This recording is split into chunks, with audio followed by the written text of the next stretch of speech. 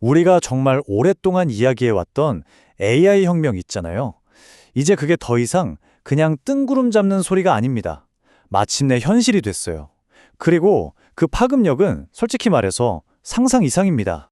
자, 이 이야기 질문 하나로 시작해 볼게요. 역사상 가장 빠르게 성장한 회사가 어디라고 생각하세요? 아마 여러분이 떠올리는 그 어떤 이름보다도 훨씬 더 놀라운 이야기가 될 겁니다. 2024년 12월 엔스로픽이라는 회사가 있었어요.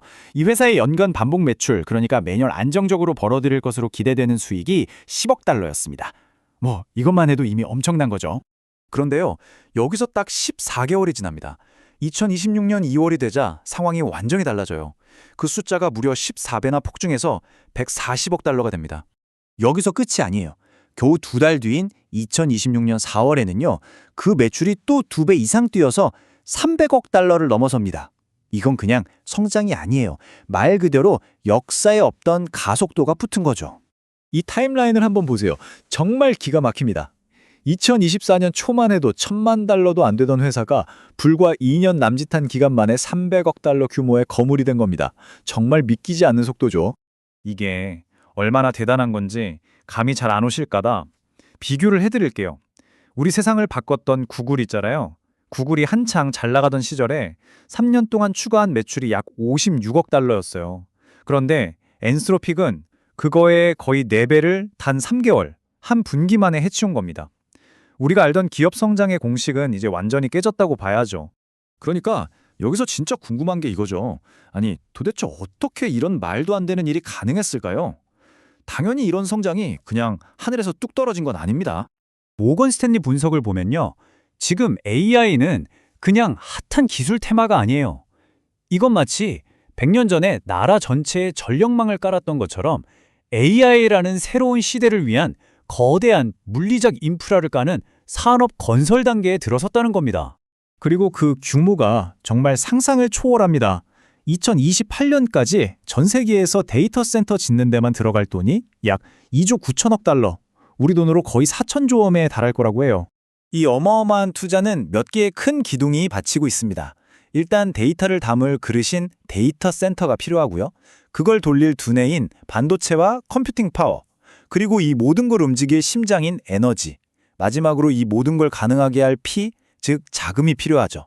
이 모든 게 맞물려서 거대한 산업 생태계가 지금 만들어지고 있는 겁니다. 이 인프라 투자가 얼마나 큰지 보여주는 또 다른 증거가 있어요. 올해 미국 전체 경제 성장률의 4분의 1이 바로 이 AI 인프라 건설에서 나올 거라는 전망입니다. 이제 AI는 기술주 얘기가 아니라 국가 경제를 움직이는 변수가 된 거죠. 자, 이렇게 수조 달러를 쏟아부은 거대한 투자가 이제 드디어 돈을 벌기 시작했습니다. 시장의 판이 바뀌는 아주 결정적인 순간에 우리가 와 있는 거예요. 전문가들은 AI 혁명을 크게 2단계로 나눠서 봅니다. 지난 몇 년은 엔비디아처럼 인프라를 까는 기업들이 돈을 버는 건설 단계였어요. 하지만 2026년부터는 이 인프라 위에서 기존 산업을 파괴하는 파괴 단계로 접어들었다는 겁니다. 이제 누가 이기고 누가 지는지가 명확하게 갈리는 시기죠. 이 파괴 단계를 이끄는 핵심 개념이 바로 추론의 시대라는 건데요. 이게 뭐냐면 쉽게 말해서 AI가 그동안은 책만 읽으면서 공부하는 학생이었다면 이제는 현장에 나가서 실제로 일을 하고 돈을 버는 프로가 됐다는 뜻입니다. 학습을 넘어서 실행으로 돈을 버는 시대가 열린 거죠. 이런 변화가 가능해진 데에는 아주 결정적인 이유가 있습니다. AI를 실제로 한번 사용하는 데 드는 비용, 즉 추론 비용이 지난 1년 동안 무려 90%나 떨어졌어요.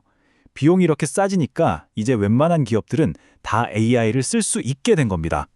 그리고 그 결과는 기업들 재무제표에 그대로 나타나고 있습니다. AI를 열심히 쓰는 기업들의 현금 흐름, 마진, 성장률이 그냥 다른 보통 기업들 평균보다 2배나 높아요. AI는 이제 미래 기술이 아니라 오늘의 이익을 좌우하는 문제가 된 겁니다. 하지만요, 이렇게 거대한 변화에는 항상 빛과 그림자가 함께 있기 마련이죠. 이 파괴적인 혁신 속에서 승자와 패자는 반드시 나뉘게 되어 있고 이제 그 진짜 후폭풍이 시작되고 있습니다. 미래는 이미 와 있습니다. 근데 그 모습이 우리가 상상하던 그런 깔끔한 유토피아는 아닌 것 같아요. 오히려 어제의 승자가 오늘 당장 패자가 될 수 있는 훨씬 더 예측하기 어렵고 불안정한 세상이 펼쳐지고 있는 거죠. 이 후폭풍은 이미 시장을 강타하고 있어요. 단적인 예로 시장은 기존 소프트웨어 회사들의 가치를 다시 매기고 있습니다. 왜냐하면 AI가 직접 코드를 짜고 일을 자동화하는데 과연 이 회사들이 예전처럼 돈을 벌 수 있을까 하는 의문 때문이죠. 그 결과 올해 소프트웨어 주식은 평균적으로 25%나 하락했습니다. 지금 투자자들이나 기업 리더들이 가장 걱정하는 리스크는 크게 세 가지입니다. 첫째, 우리 회사의 비즈니스 모델이 순식간에 녹아내리는 얼음처럼 쓸모없어질 수 있다는 것. 둘째, AI 패권을 두고 벌어지는 미국과 중국의 경쟁 같은 지정학적 리스크. 그리고 마지막으로 우리 모두에게 해당하는 거죠. 일자리가 어떻게 될 것인가 하는 노동시장의 대격변입니다. 자, 그렇다면 이 거대한 변화의 소용돌이 속에서 우리는 뭘 어떻게 해야 할까요? 이 모든 게 우리에게 어떤 의미가 있는 걸까요? 모건 스탠리의 최고 투자 책임자는 투자자들에게 아주 명확하게 조언합니다. 이제 그냥 기술주라고 해서 다 같이 오르는 시대는 끝났다는 거예요.